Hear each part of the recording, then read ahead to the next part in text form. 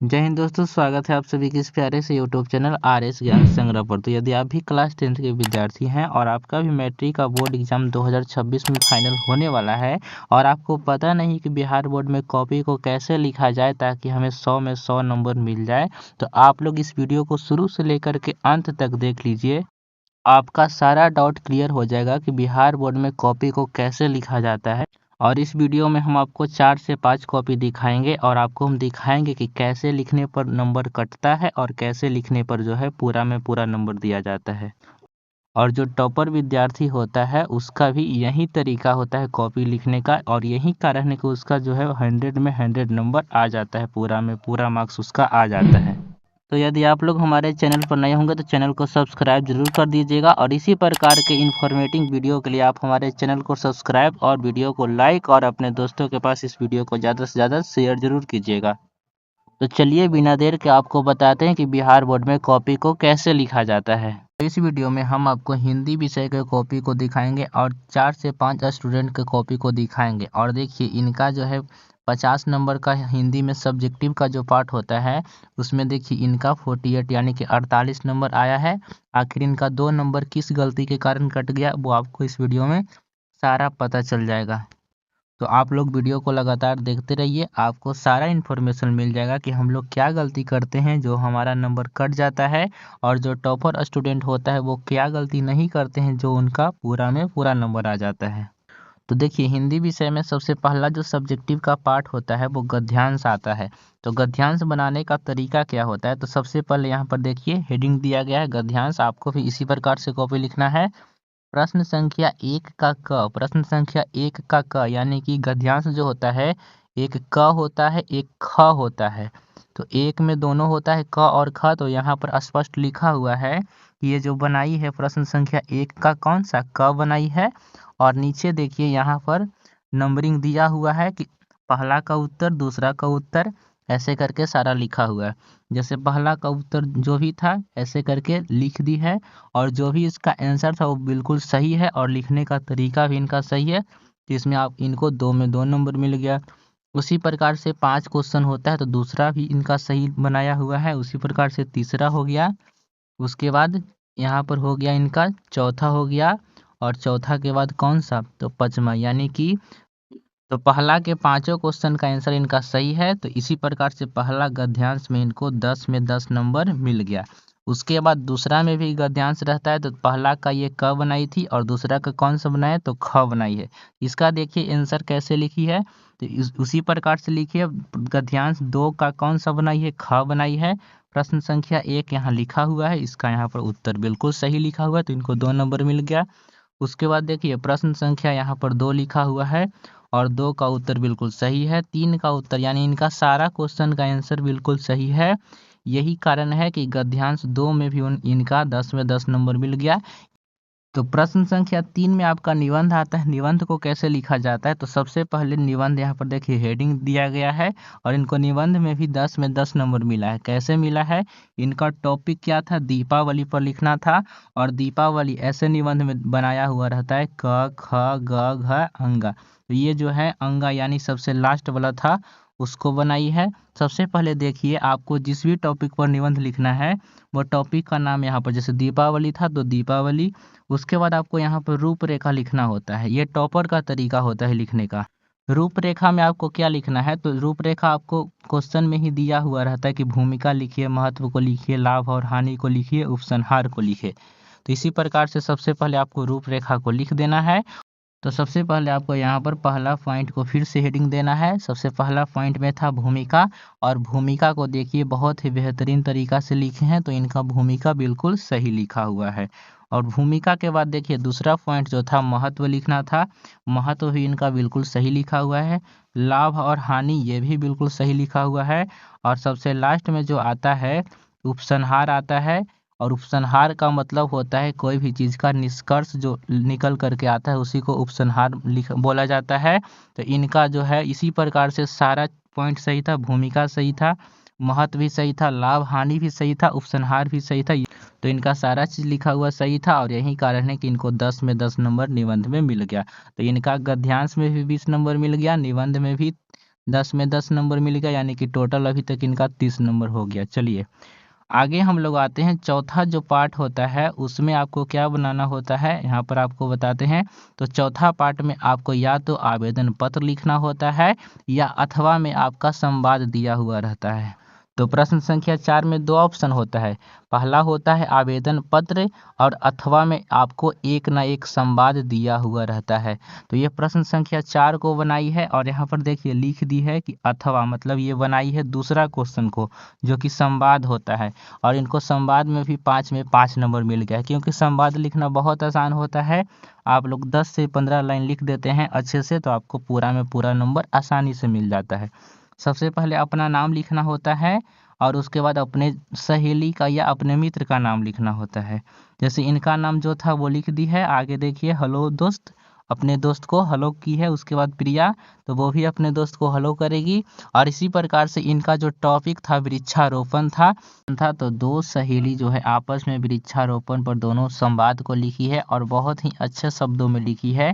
और यही कारण है कि इनको संवाद में 5 में से 5 नंबर इनको मिल गया है, जो कि आप लोग यहाँ पर देख सकते हैं। संवाद में इनको 5 में से 5 नंबर इनको मिल गया है। तो संवाद लिखना बिल्कुल आसान होता है। अगर आप लड़का है तो दो मित्र का नाम, एक अपना नाम लिखिए और अपना मित्र का नाम लिखिए। जिस भी टॉपिक पर संवाद लिखना है वो आप लोग दोनों मित्र अपने बात को सिर्फ लिख करके व्यक्त कर दीजिए, उसी को कहा जाता है संवाद। उसके बाद आपका आता है प्रश्न संख्या 5 और 5 में क्या बनाना होता है। तो बुक का क्वेश्चन आंसर बनाना होता है 2 नंबर वाले। उसमें से 10 क्वेश्चन रहता है, उसमें से आपको 5 क्वेश्चन बनाना होता है और एक क्वेश्चन का आपका 2 नंबर मिलता है, तो 5 क्वेश्चन का 10 नंबर आपको मिलेगा। तो प्रश्न संख्या 5 का पहला क्वेश्चन था कि मदन और कासू के बीच झगड़े का प्रमुख कारण क्या था और लेखक इस संवाद के माध्यम से क्या बताना चाहते हैं। तो कासू और मदन के बीच झगड़ा का प्रमुख कारण लट्टू का खेल था, परंतु यहाँ पर ये गलत लिखी है। और यही कारण है कि इनको 2 नंबर न मिल करके 1 नंबर मिला है, क्योंकि पूरा गलत नहीं, सिर्फ थोड़ा गलत है। यही कारण है कि इनको 2 नंबर में 1 नंबर मिल गया। उसके बाद क्वेश्चन नंबर 6 को बनाई है, यानी कि 10 क्वेश्चन में से 5 क्वेश्चन को बनाना होता है। तो क्वेश्चन नंबर 6 का उत्तर बिल्कुल सही था, इसलिए इनको 2 में 2 नंबर मिल गया। उसके बाद क्वेश्चन नंबर 2 को बनाई, इसका आंसर भी बिल्कुल सही था, यही कारण है कि इनको 2 में 2 नंबर मिल गया। उसके बाद क्वेश्चन नंबर 9 ये भी बिल्कुल सही है। क्वेश्चन नंबर 10 का आंसर बिल्कुल सही था, सिर्फ 1 नंबर कटा है, यानी कि 10 में से 9 नंबर यहाँ पर भी मिल गया क्वेश्चन आंसर में। उसके बाद सबसे लास्ट जो पार्ट आता है व्याख्या करने वाला, प्रश्न संख्या 6। और ये वाला क्वेश्चन कितना नंबर का होता है, तो 5 मार्क्स का होता है और 5 नंबर में 4 नंबर मिला है। उसका कटने का कारण कहाँ पर आपको अभी पता चल जाएगा। तो प्रश्न संख्या 6 में व्याख्या करने वाला 2 क्वेश्चन होता है। पहला क्वेश्चन जो आता है आपका गद्य खंड से आता है, दूसरा क्वेश्चन काव्य खंड से आता है। तो यहाँ पर सबसे पहले ये दूसरा क्वेश्चन को बनाई है, व्याख्या करें। सबसे पहले आपको संकेत लिखना होता है। देखिए व्याख्या करने का जो होता है टॉपर का तरीका वो यही होता है, सबसे पहले संकेत लिखना होता है। डायरेक्ट हम लोग व्याख्या नहीं करेंगे, सबसे पहले संकेत।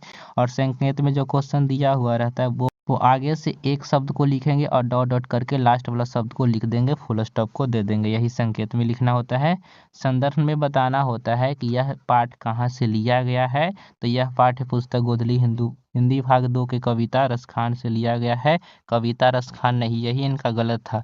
कविता का नाम क्या था, प्रेम ऐनी श्री राधिका से लिया गया, और कवि का नाम क्या था, तो रसखान था। यही आपको लिखना होता है कि जो चैप्टर है वो कहाँ से लिया गया है और उसके कवि कौन है। उसके बाद संकेत हो गया, संकेत के बाद क्या हो गया, संदर्भ हो गया। और संदर्भ के बाद आपको करना होता है क्या, व्याख्या करना होता है। तो व्याख्या यहाँ पर किया गया, इस पंक्ति के माध्यम से जो भी उसका अर्थ होता है वो लिख देना होता है, हिंदी अर्थ, वही क्या होता है, व्याख्या होता है।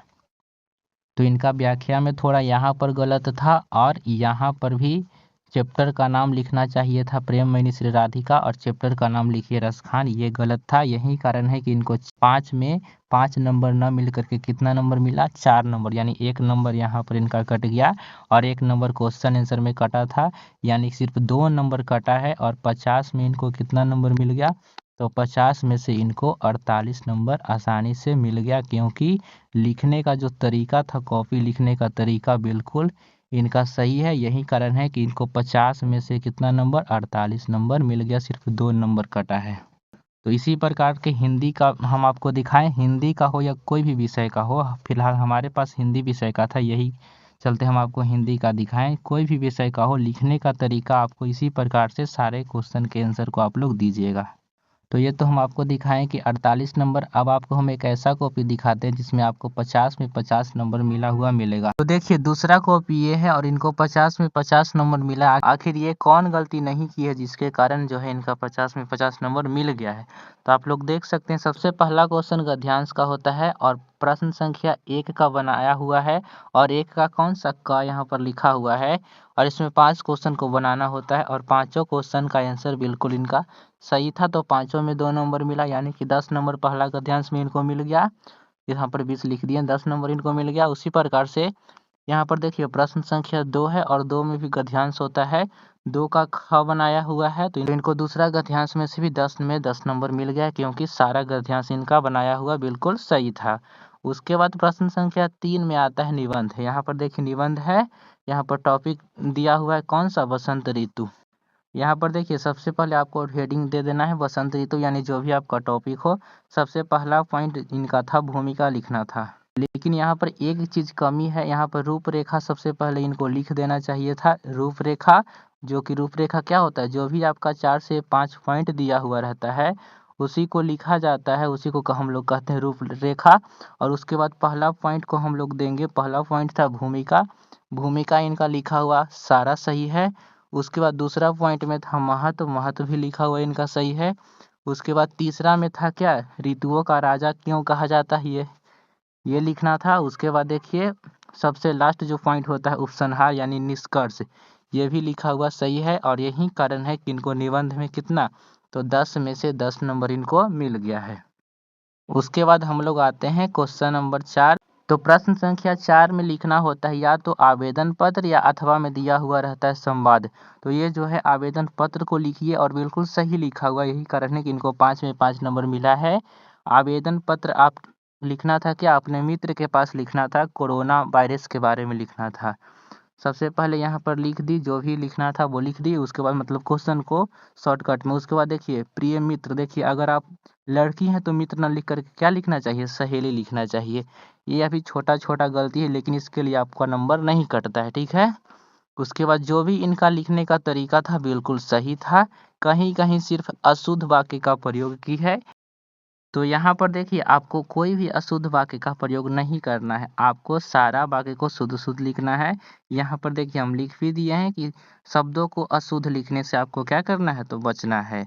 तो फिलहाल इनका जो है 5 में 5 नंबर किस चीज़ में, तो इनका आवेदन पत्र में 5 में से 5 नंबर मिल गया है कि लिखने का तरीका इनका बिल्कुल सही था। उसके बाद देखिए पाँचवा जो प्रश्नोत्तर संख्या 5 आता है उस पे ये आपका क्या होता है, बुक का क्वेश्चन आंसर होता है। यानी कि 10 क्वेश्चन में से आपको 5 क्वेश्चन बनाना होता है और 10 नंबर मिल जाता है। प्रश्नोत्तर संख्या 5 देखिए पहला बिल्कुल सही इनका है, 2 नंबर मिल गया। दूसरा भी सही है, तीसरा भी सही है, 2 में 2 नंबर मिल गया। क्वेश्चन संख्या 4 भी सही है और क्वेश्चन संख्या कितना, 5 भी सही, यानी कि पांचों प्रश्न का उत्तर बिल्कुल सही है। तो प्रश्नोत्तर संख्या 5 में भी इनको 10 नंबर मिल गया, यानी कि पूरा, यानी अभी तक जितना भी क्वेश्चन था सभी क्वेश्चन में इनको पूरा में पूरा नंबर मिल गया है। लास्ट आता है प्रश्नोत्तर संख्या 6 आता है और इसमें व्याख्या करना होता है। तो सबसे पहले आपको यहाँ पर हेडिंग देना होता है व्याख्या, ये 5 नंबर का होता है और 5 में 5 नंबर इनको मिल गया है। सबसे पहले आपको हम बता दिए कि संकेत लिखना होता है, संकेत में वही लाइन को जो है शॉर्ट में लिख देना होता है जो आपका क्वेश्चन दिया हुआ रहता है। उसके बाद आपको क्या लिखना होता है, संकेत के बाद आपको यहाँ पर लिखना होता है संदर्भ लिखना होता है। यहाँ पर क्या लिखना होता है, संदर्भ। यहाँ पर उपसंहार लिखा हुआ गलती है, संदर्भ लिखना होता है। संदर्भ लिखा हुआ बिल्कुल सही है। उसके बाद देखिए व्याख्या लिखना होता है। व्याख्या का मतलब होता है जो भी लाइन दिया हुआ रहता है उसका हिंदी अर्थ आपको बिल्कुल अच्छे तरीके से लिख देना होता है। तो ये लिखा हुआ इनका बिल्कुल सही था, तो इसमें इनको 5 में 5 नंबर मिल गया, यानी कि इनका एक भी नंबर नहीं कटा। तो इनका सारा क्वेश्चन का आंसर देने का तरीका बिल्कुल सही था, यही कारण है कि इनका 50 में 50 नंबर मिल गया। और अगर आप लोग चाहते हैं कि इसका पीडीएफ हमें मिल जाए तो आप लोग को वीडियो के डिस्क्रिप्शन में व्हाट्सएप ग्रुप का लिंक होगा, वहां से आप लोग ग्रुप को ज्वाइन करके पर्सनल मैसेज कीजिएगा तो हम आपको पीडीएफ इसका भेज देंगे। तो इसी प्रकार से आपको भी एग्ज़ाम हॉल में अपने कॉपी को लिखना है, तो आप लोग कमेंट करके ज़रूर बताइएगा कि आपको हमारा ये वीडियो कैसा लगा। तो फिलहाल इस वीडियो में इतना ही, आपको मिलते हैं किसी नेक्स्ट वीडियो के साथ, और जो भी टॉपिक पर आपको वीडियो चाहिए आप लोग कमेंट कर सकते हैं, उस टॉपिक पर हम आपको जल्द ही वीडियो बना करके अपलोड कर देंगे। तो इस वीडियो में इतना ही, और हम लोग मिलते हैं किसी नेक्स्ट वीडियो के साथ। तब तक के लिए गुड बाय।